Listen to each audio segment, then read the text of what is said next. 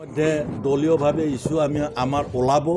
আমি আপোনালোকে কমিটমেণ্টেই কওক বা মেনিফেষ্টোৱে কওক, আমি দুই ধৰণে আমি বক্তব্য ৰাখিব লাগিব। এটা BTCৰ বাহিৰত যিবিলাক সমগ্ৰ অসমৰ জাতীয় সমস্যা আছে সেইবিলাককো আমি এড্ৰেছ কৰিব লাগিব, কাৰণ জাতীয় সমস্যাবিলাক অসমৰ ভিতৰত BTC, জাতীয় সমস্যাবিলাক আমাৰ কাৰণে সমস্যা। জাতীয় সমস্যাৰ বাহিৰেও BTCৰ ভিতৰত নিজা বহু সমস্যা আছে যিবিলাক আজি আমাৰ MP সকলে তেওঁলোকে এড্ৰেছ কৰা নাই।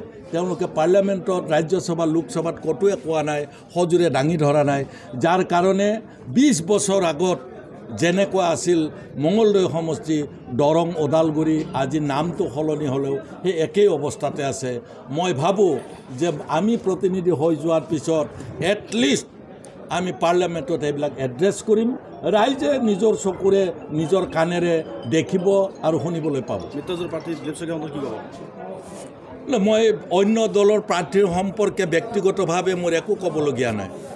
আমি আমাৰ পজিটিভ কথা ক'ম, BPF দলৰ পজিটিভ কথা ক'ম, আৰু ৰাইজে নিৰ্ণয় কৰিব তেওঁলোকে কি নিগেটিভ কাম কৰিছে, সেই ৰাজনৈতিক নেতা আৰু দলবিলাকে কি নিগেটিভ কাম কৰিছে তাৰ ওপৰতেই মই ভাবোঁ ৰাইজে বুজি পাব। কাৰণ যদি গুৰেশ্বৰত একো পোৱা নাই, ৰঙিয়াত যদি একো পোৱা নাই, আমাৰ কালাইগাঁৱত যদি একো পোৱা নাই, ভেৰগাঁৱত যদি একো পোৱা নাই, তেওঁলোক ক'ত পাইছে? গতিকে তেওঁলোকেই যদি কয় যে একো পোৱা নাই, তেওঁলোকে তেনেকুৱা মানুহক প্ৰত্যাখ্যান কৰিব। আৰু যদি তেওঁলোকে ভাবে যে BPFৰ প্ৰাৰ্থী হিচাপে মই পাৰিম, তেওঁলোকে মোক চইচ কৰিব। চইচ ৰাইজৰ ওচৰত এৰিছোঁ। ছাৰ, মঙলদৈ সমষ্টিৰ কি কমিটমেণ্ট দিব, কমিটমেণ্ট কি দিব? আমাৰ দলে মেনিফেষ্টো উলিয়াব। মেনিফেষ্টো উলিওৱা যথেষ্ট সময় আছে। ইলেকশ্যন ঘোষণা হৈছে, নমিনেশ্যন হ'ব, আৰু প্ৰাৰ্থীসকলৰ যেতিয়াই নমিনেশ্যন একচেপ্ট হ'ব তেতিয়া আমাৰ মেনিফেষ্টো ওলাব। অবভিয়াছলি আমি এই প্ৰথম দিনটোত কোনো ৰাজনৈতিক দলক বেয়াকৈ গালি পাৰিব খোজা নাই। কেনেদৰে আগবাঢ়িব? আচলতে প্ৰথম নহয়, প্ৰতিক্ৰিয়া দিন। প্ৰতিক্ৰিয়াটো আজি হঠাৎ যোৱাকালি ৰাতি গুৰেশ্বৰ আমাৰ ব্লক আৰু আমাৰ জিলা সভাপতি ডাঙৰীয়াক আমি জনাইছিলোঁ যে প্ৰথমে গুৰেশ্বৰৰ পৰা আৰম্ভ কৰিম, আৰু আমি একেবাৰে সময়মতে গুৰেশ্বৰৰ পৰা আৰম্ভ কৰিছোঁ।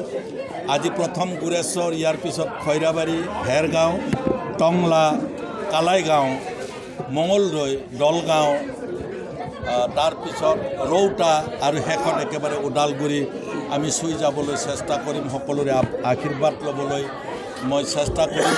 আৰু মই ভাবোঁ হাগ্ৰামা মহিলাৰী ডাঙৰীয়াই যি দুগৰাকী প্ৰাৰ্থী প্ৰক্ষেপ কৰিছে, দৰং, ওদালগুৰিত মই, আৰু কোকৰাঝাৰত কাম্পা বৰগয়াৰী, ৰাইজৰ যিটো সঁহাৰি দেখিছোঁ, ৰাইজৰ সঁহাৰি আৰু যোগাযোগৰ পৰা বুজিব পাৰিছোঁ এইবাৰ আমাৰ দুয়োগৰাকী প্ৰাৰ্থী বিজয়ী হৈ যোৱাৰ সম্পূৰ্ণ সম্ভাৱনা আছে। লগে লগে যিসকল ইয়াত MP হৈ আছে, বিশেষকৈ দৰং, ওদালগুৰিত যোৱা 20টা বছৰ একেটা ৰাজনৈতিক দলৰ ইয়াত MP হৈ আছে, তেওঁলোকক ৰাইজে যদি ভাবে যে তেওঁলোক ভাল কাম কৰিছে, তেওঁলোকক ভোট দিব।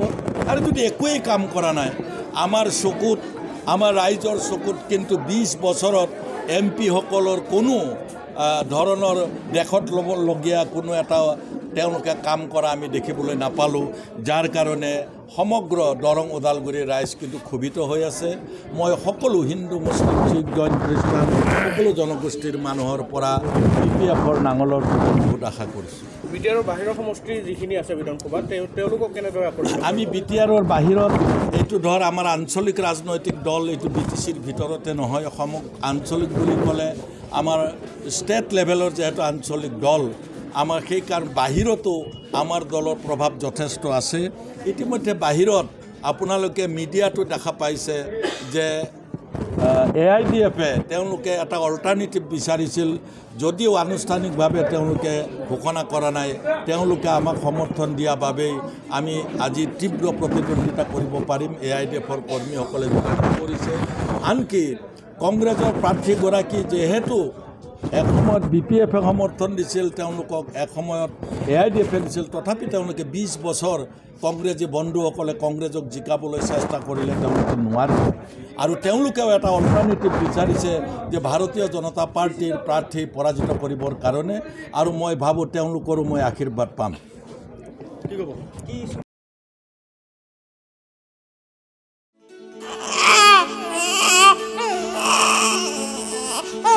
অভিনন্দন, আপোনাৰ এজনী ছোৱালী জন্ম হৈছে।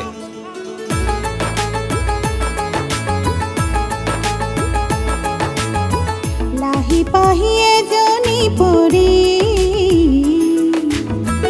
আহিলে ঘৰখন উজলি